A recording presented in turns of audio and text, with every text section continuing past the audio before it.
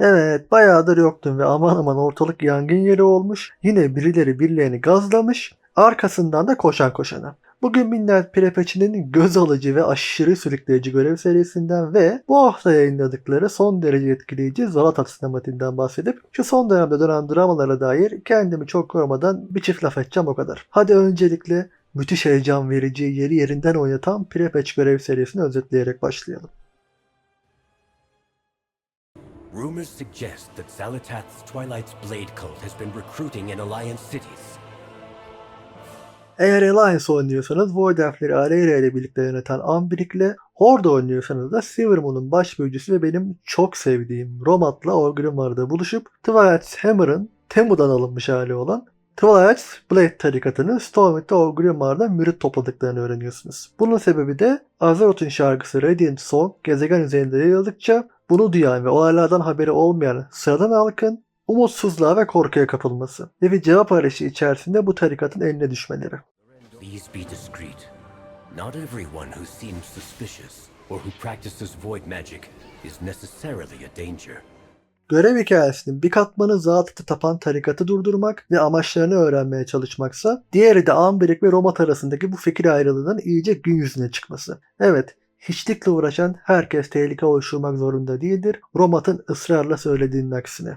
Biz de şehir içerisinde ufak bir araştırma yapıp Stormwind'de cidden Twilight's Blade üyelerinin olduğunu doğruluyoruz. Ardından tarikatın toplandığını öğrendiğimiz Twilight Highlands'e gidiyoruz ki adından da anlaşılacağı gibi Twilight's Hammer'ın Azeroth üzerindeki ana yerleşkesi. Kalesi bu bölgeydi zamanında ve fişlerini burada çekmiştik. Twilight's Hammer'ın yerine geçmek isteyen bu yeni tarikat da tabii ki kendisini buraya seçmiş. Yet more minds twisted by the void. This must seem quite familiar to you, Umbric. A strong enough will can resist the call of the void, Rameth. You would do well to remember that. Romat bu konuda gerçekten çok inatçı ve daha ilerlemeden Prepatch öncesinde yayınladıkları yeni sesli kitabı çok hızlıca özetleyeyim. Ambric ve Romat'ın geçmişini Ambric'in ağzından anlatan hikaye, Romat'ın tamamen güvenli yaşama dayalı kurallarını, risklerden olabildiğince kaçmasını ve tam aksine Ambric'in risk alma konusunda hevesini ve hırsını ön plana çıkarıyor ki hiçlikle ilk tanışması da aslında gençlik yıllarında Dalaran'da beraber büyücülük eğitimi alırlarken olmuş. Ve hiçlikle tanışmalara da Darkan Diratir ön ayak olmuş ki daha önce birkaç kez bahsetmiştim. Bu üç arkadaşmış yani. Ambric hiçlikle uğraştığı için de zamanla Romat ile arası açılmış ve çok yakın dost olan bu ikili zaman içerisinde aralarında oluşan soğuklukla neredeyse düşman olmuşlar ki burada şu da var. Samwell şu andaki iki kez karanlık güçlerin eline düştü ki bu durumdan şurada bahsetmiştim. Önce ölümün eline düştü. Ardından bölüp Legion'ın eline düştü. ve Scourge'e yolu açan Darkan Diratir'di. Legion'a yolu açan ise prensleri Kael'thas'tan başkası değildi. Yani Blood Elf'ler bir değil, iki kez büyük ihanetlere uğradılar ve ikisinde de Samwell'i kaybetme noktasına geldiler. Bu yüzden Romat bu sefer de Ambric'in takipçilerinin hiçliği araçlarını öğrenince bunu çok kişisel bir ihanet olarak görüp Silvermoon'dan kovmuştu. Daha sonra aynısını Aleria'da yaptı ama vallahi şimdi diyeyim, oyundaki en büyük Aleria hayranı Arator'un Midnight sırasında Aleria'nın Silvermoon'daki eksikliğinin ne kadar ağır hissedildiğini ve bunun ne kadar haksız bir karar olduğuna dair bir iki sözü olabilir ki bundan şurada da bahsetmiştim. Blizzard da bunun farkında. Ama neticede Romat kendi tecrübeleri sebebiyle aşırı önyargılı. We may have removed the cult's presence from Orgrimmar and Stormwind, but their numbers still grow. This is a staging ground. Eretor told me of a larger force being assembled by Xalatath. The Twilight's Blade seems a lesser threat by comparison. Every practitioner of void magic is a threat, Umbric. Have your own mistakes and misadventures done nothing to teach you that? Becoming Rendorai has proven to me the opposite. The void can be harnessed for good, and its wielders left in control of their minds. If you want to speak of mistakes, look at your own magisters. How many times has their pursuit of power nearly led to ruin? I will not be lectured by you. Not when you force me to exile you from Silvermoon for refusing to abandon your forbidden research. The knowledge gleaned from that research has saved our world countless times. You're merely too stubborn to acknowledge it. Evet, görev serisinde bir önem arz eden tek kısım bu konuşma kısmı diyebilirim. O yüzden üzerinde biraz durursak. Öncelikle Ambric Zaltat'ın asıl ordusunun yanında bu Twilight Blade'in şaka gibi kaldığını söyleyince yüzümde bir gülümseme belirdi.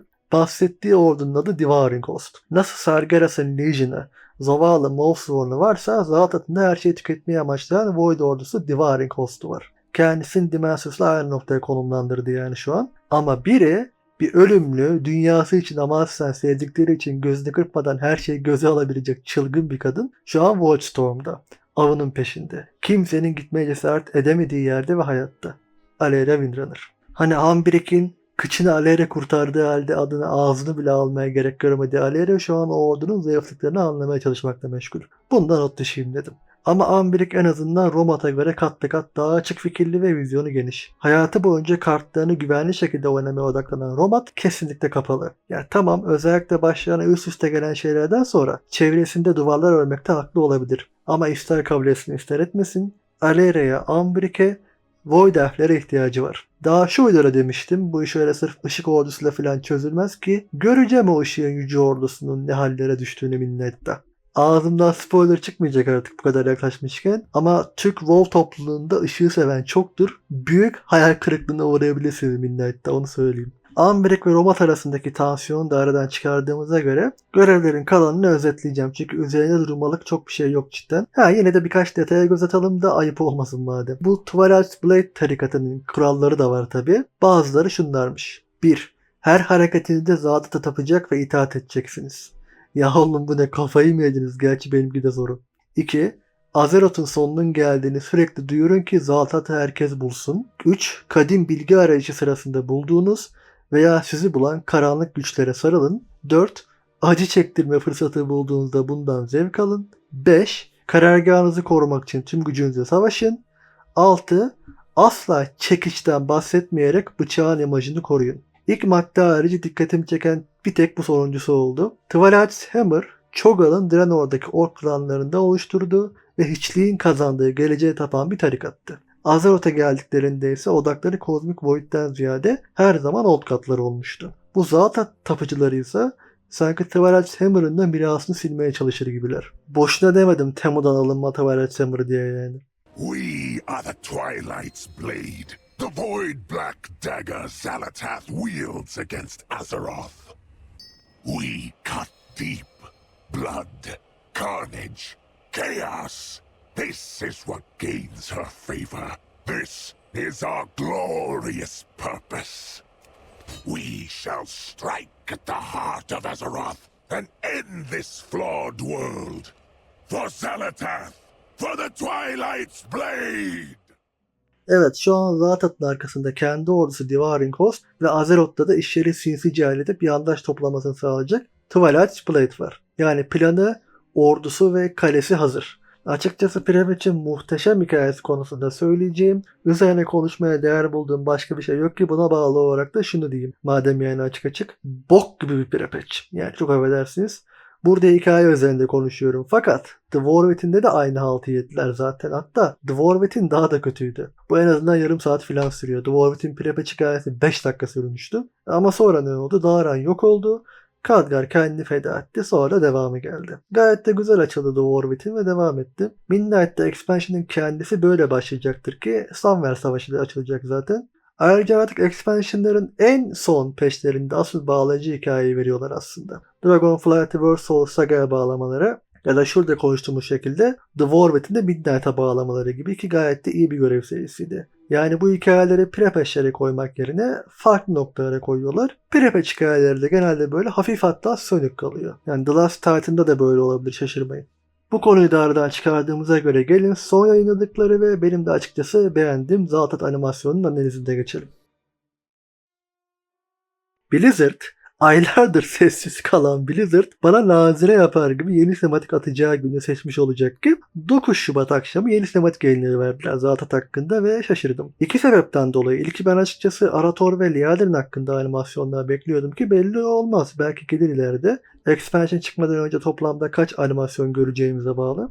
Ve aslında şimdi madem Zaltat verdiler, keşke bir sonraki yayınlayacakları sinematik yine çizgi film Valeria olsa. Zaltat'ın karşısında olduğu için, ama hiç kendimi o konuda beklentiye sokmayacağım. Ne kadar yapılması gereken bence o olsa da. Şaşırmamın diğer sebebi de Zaltat'la ilgili çok önemli bazı bilgileri ve ipuçlarını önden verdiler ki izleyeceğiz birazdan birlikte. Demek ki Zaltat'ın Midnight'taki hikayesini çoktan bunun üzerine kurmak istiyorlar. Peki Zaltat hakkında neler ortaya çıkmış ve bunlar ilerisi için ne önem ifade ediyor olabilir? Gelin beraber göz atalım.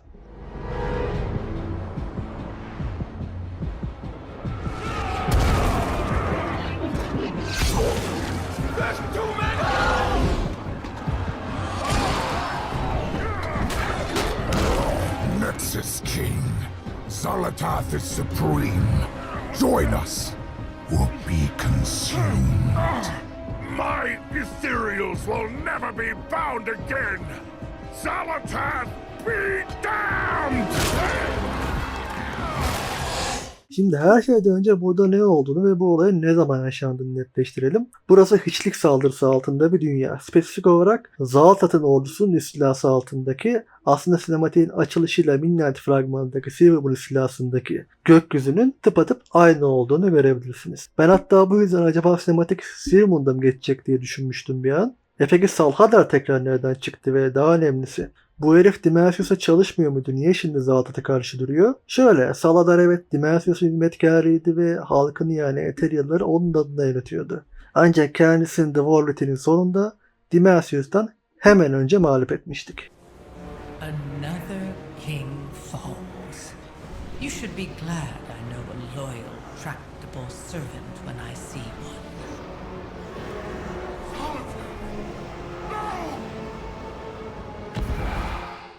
Zaltat Salhadar'ı öldürmek yerine hapsetmişti ki daha sonra kendisine bağlamak için. Demek ki onu ve Kaan askerlerini bir başka dünyaya götürüp bırakmış. Sonra da onları kırmak için ordusunu göndermiş. Ancak Salhadar'ın bir daha boyun eğmeye niyeti yok. Retreat! Run now! Saladar. Stay. Bak bu çok başarılı bir jumpscare ki jumpscare'ları sevmem aslında korkutmak için. Ucuz gelir her zaman ama bu güzeldi.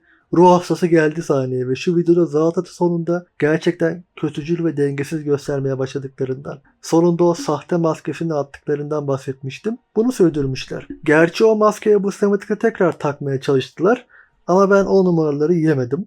Sebebini de anlatacağım. Zaltat'ın burada keyfi yerinde ve Salhadar'a gitme kal diyor. İkna etmek istiyor çünkü. Let this pointless resistance be done. Zalatath. For eons, you and your people have been slaves, fed scraps.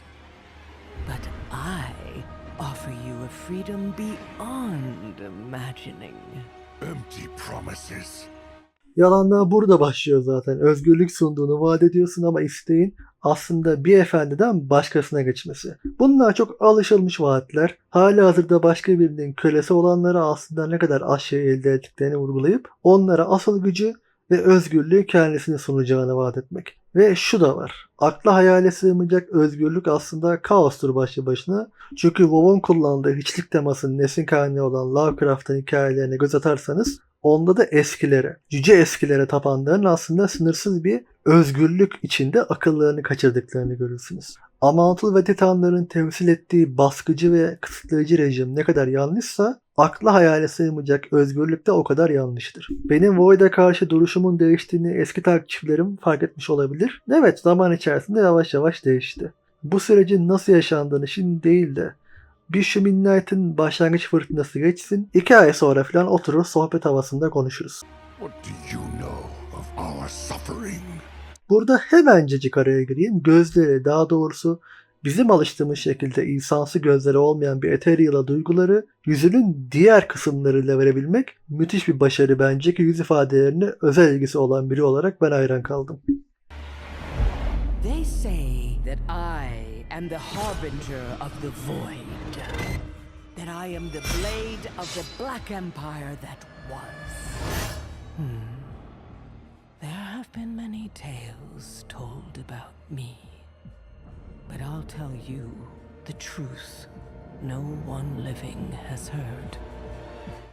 Şimdi burada yavaştan kötü karakteri acındırmak için başvurulan yöntemi kullanacaklarını anlıyoruz. Once, long, long ago, I was mortal. like you.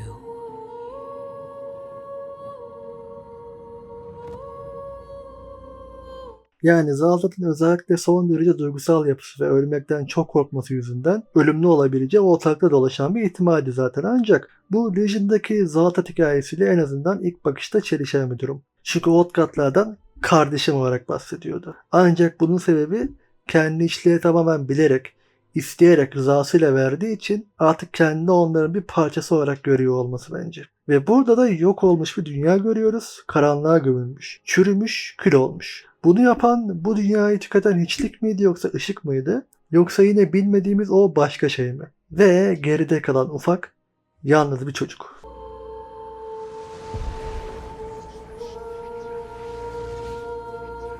I lost my world, just like you.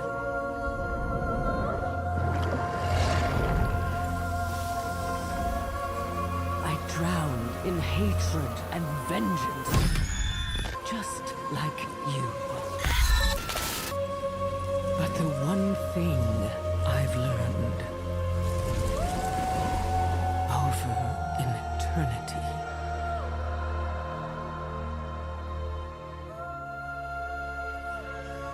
is that survival is all that matters. Burada konuşacak şey çok. Yavaş yavaş gidelim. Ve burada yaptıkları şeye bir göz atalım. I lost my world, just like you. Hiçlik küçük, korkmuş bir çocuğa uzanıyor ve emin olun hiç merhamet göstermeyecek bu çocuğa. Gözleri ay kadar kararırken bir gözyaşı ve daha sonrasında kozmik boyutları olan gözler ve arkadaki ses efektleri. Gözyaşlarıyla bağıran, korku ve acıyla çığlık atan bir çocuk. Bakın çocuk. I drowned in hatred and vengeance, just like you. But the one thing I've learned over in eternity. Korku filmi efektleriyle yüzünü bozarak jumpscare'larla hiç yumuşatmadan neler yapıyorlar bak. Ve geriye boş, cansız bir kabuk kalıyor. Hikaye analizine dönersek önce şu soruyu sorarım. Bu dünya, Zaltat'ın dünyası niye bu hale gelmiş? Kapkaranlık ve ölü bir gezegen şimdi ilk bakışta hiçliğin tükettiği bir gezegen gibi duruyor değil mi? Ölü, hayat yok ve Zaltat daha sonra hiçliğe uzanıyor. Ancak sanki yanmış ve kül olmuş gibi sanki bir yandan da. Şunlara bakın, sanki külden heykellere dönmüşler ve sahnenin kapkaranlık olma sebebi de belki de bu küllerin geride bıraktığı yıkımdır. Belki de burası ışık yüzünden bu hale geldi ve Zaltat da kendini kurtarmak ve intikam almak için hiçliğe uzandı. Belki de Trenden'in yaptığı gibi Elun'a uzandı ve astral enerji yüzünden bu hale geldi. Ya da Kareş de bize söylediğini, zorla Dimensius'un elçisi yapıldığını söylediğini hatırlarsak dünyasının hiçlik ve aslen Dimensius tüketti. Ve Zaltat da elçisi olarak hiçliği aldı. Bu yüzden Zaltat çağlar boyu serbest kalmak ve intikam almak için plan yaptı. İlk bakışta mantıklı duruyor eğer acıklı ve intikam peşinde bir kötü karakter hikayesi yazmak isterlerse. Fakat Zalatat'ın söylediği 10 şeyden 9'u yalan ya. Hatta çoğu zaman hepsi yalan. Hani şimdi herkes Legion'de oynamış da yalamış yutmuş ya zamanında. Zalatat'ın Legion'de elimizde artifact silahı iken, henüz bıçağın içindeyken, üzerindeki açıklaması nasıl da hatırlıyor musunuz ya da biliyor musunuz? Zalatat'ın kendi zihni vardır. Çıldırtıcı fısıltılarına kulak asma, ördüğü yalanlara inanma, ondan ihtiyacın olanı al ancak her zaman aklında olsun ki bıçağın içindeki karanlık canlı senin müttefikin değil. Değil evet. Zalatat sizin müttefikiniz değil, amacı sizin iyiliğiniz değil ve her zaman yalan söyleyerek hayatta kalıp planlarını ilerletmiş. O yüzden mesela ya Zalatat bu belaya başına kendisi açtıysa olamaz mı? Hiçliği dünyasına kendisi çağırdı belki de merakından veya güce duyduğu açlıktan. Sonra da hem kendisini hem de dünyasını lanetledi. Yaptığı şey de sürekli yalan söyleyerek manipüle etmek. Bir diğer önemli detaysa aslında ilk şu videoda bahsettiğim detayın artık iyice göze sokulması. Zalatat ölmekten, kalıcı olarak yok olmaktan çok korkuyor. Bu yüzden mesela bıçağın içine hapsedilmeyi zamanında çok dert etmedi bence. Yani bana bu açıdan iyice Voldemort'u hatırlatmaya başladı. Ama açık konuşayım, Voldemort bir yandan da aşırı sığ bir kötü. Yani kötü çünkü yani düz kötü. İz bırakmış bir kötü mü? Evet ama kötü yani bu kadar. Zaltat yani kabul etmem lazım. Zaltat o kadar sığ bir kötü değil. Ama asıl amacı bu kadar bencilce ise benim gözümde yine de düşer. Motivasyonunun derinliği anlamında. Yoksa zaten başarılı bir kötü ve bu videoda da benim gözümde bu iyice netleşti. What I'm about to do ensures survival for all our kind. Our kind. You are one of us. You are void now. You may flee, but only I offer a true path forward. Survival and more is at my side. Burada da motivasyonu iyice anlayabiliyoruz. İlk ve en önemli detay, Zaltat hiçliğin bir parçası olmaktan memnun ve bunu içselleştirmiş. Benim Zaltat'ın yalan söylediğini düşünme sebeplerinden biri de bu aslında. Bunu başta kendisi açmış, sonra da içselleştirmiş olabilir. Ve yalanlarına devam ediyor. Salhadar'ın da hiçlik yüzünden çektiklerini bildiği için hepsini korumayı, hiçliğe hizmet eden herkesi koruyacağını iddia ediyor. Yani amacı hiçliği galip kılarak hepsinin hayatta kalmalarını garantiye almak da cidden öyle mi? Amacı belki de Worst Soul'u ele geçirip kendisinin hayatta kalmasını garanti altına almak. Yani Zaltat'ın aslında böyle oldukça bencil bir amacın ardından gidiyor olma ihtimali yüksek. And you can lead them all. The choice is yours.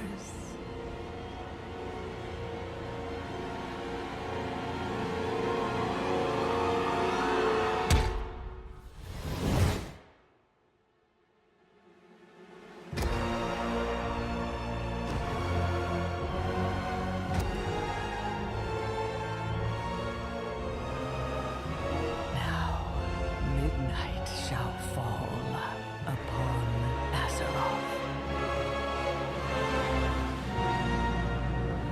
Evet, böylece Zaltat ordusuna Salhadar'ı ve onun Ethereal'larından kalanlarını da katmış oldu ve yalanlarıyla birini daha yanına kattı. Ancak Zaltat'ın bu yalanlarına kanmayan biri var ve onu da konuşmamız lazım. Bu sinematik benim Zaltat'ı bir kötü karakter olarak iyice kabullenmemi sağlarken Alera ise gözümde iyice yükseltti. Biliyorum meşhur WoW influencerları Alera'yı küçümsemek ve gömmekle meşguller çünkü kolay ve sığ olan, aynı zamanda parayı getiren de bu tavır bence. Bu sinematik Alera'yı benim gözümde iyice yüceltmiştir. Hiçliğin gerçek uzmanı Zaltat olmayacak vakti geldiğinde. Şu an istediği kadar güçlü olsun, o gücün efendisi Alera olacak. Şu an bile hiçliği aslında kontrol eden Alera. Kontrol altında tutan. Saga başladığından beri kıyafet tasarımlarını konuştuk. Renk tonlarındaki zıtlıkları konuştuk. Şu posteri konuştuk. Alera Zaltat'ın olamadığı ve bence zaten olmak için de çabalamadığı kişi. Alera olmak kolay değil çünkü bu kadar dirençli olmak, iradesini bu kadar güçlü tutabilmek kolay değil. Alera'yı küçümsemeye devam edebilirler. Ben Alera'yı görebiliyorum. En başından beri görüyordum zaten. Ben gurur duyuyorum onunla. I will take everything you love. Zaltat'ın derdi ondan sevdiği her şeyi, evini, Thralion'u, Arator'u, Vereste'yi, Sylvanas alarak Alera'yı kendisi gibi kaybolmuş birine çevirmek ve sonrasında onu da kendi yanına katmak. Zaten bu yüzden Alera Zaltat'ın kurbanı değil, onun eşiti, onun karşıtı ve Zaltat'ın karşısında daha önce böyle biri çıkmadı hiç. Binlerce, belki de yüz binlerce yıl sonra ilk kez böyle biriyle karşılaştı Zaltat. Ve o da Alera Bindra'lardan başkası olmadı. Alera'yı ne yaparsa yapsın kıramadı, kıramıyor ve kıramayacak. Onu zaten burada detaylıca konuşmuştum. Voidspire'de başına ne geleceğini biliyorum. Merak etmeyin, ancak bunun Alera'nın bilerek taraf değiştirip kendini karanlığa vermesi değil, çok daha farklı sebepler yüzünden yaşanmasını bekliyorum ki birini şurada anlatmıştım. Tabii şu da var, Alera'nın en büyük şansı bence kendisinin de gayet farkında olduğu şekilde ailesi ve özellikle Arator. Zaltat'ın en büyük korkusu ölmek madem, son anlarında çok çaresiz düşebilir Zaltat. Ve onu bu noktaya getirenler de Windra'nın kızları ve çocuğu olabilir. Yani Aeria, Arator, Sylvanas ve Veresa Zaltat'ı mağlup edecek ekip olabilir. Ancak son darbeyi tabii ki Aleria'da vurması lazım. Bu sinematik kalbimin zamanında ne kadar doğru bir seçim yaptığını bana tekrar gösterdi. Teşekkürler Blizzard. Sinematik analizini kapatırken son bir detay vereyim. Dwarfit'in öncesinde de Zaltat'ın aynı şekilde Neferes'i, Nerebian'ların o dönemki kraliçesini manipüle etmeye çalıştığını görmüştük. Ve oradaki bir kareyle bu sinematik eşleşiyor aslında. Yani çok önemli olmasa da hoşuma giden bir detay olduğu paylaşmak istedim. Evet, Midnight'in Prepatch hikayesi ve yeni Zaltat sinematiğine dair yorumlarım şimdilik bu kadardı. Umarım izlemesi ve dinlemesi keyifli olmuştur ve sinematiği daha iyi anlamını sağlamıştır. Sesim tamamen çok gür çıkamadı ama bu yani heyecansız olmamla ilgili değil. Yani hem açıkçası biraz yine hafiften bir hastayım.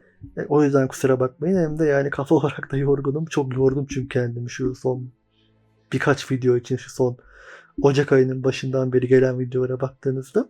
O yüzden zaten hiç gündemdeki dramalara dair olabildiğince kendi çapımda yüzeysel konuşup hani açıkçası çok derine girmemeye çalıştım. Yani işte uğraşamam. Herkes kendi arasında halletsin karanlık hikayesini mi neyse işte. Herkesin kendi karanlık hikayesi kendine. Herkesin beklentisi kendine kardeşim. Umarım herkes, ben de herkes istediği şeyi alır. Ne diyeyim artık yani. Diyelim dinlediğiniz için sağ olun. Bir sonraki videoda görüşürüz.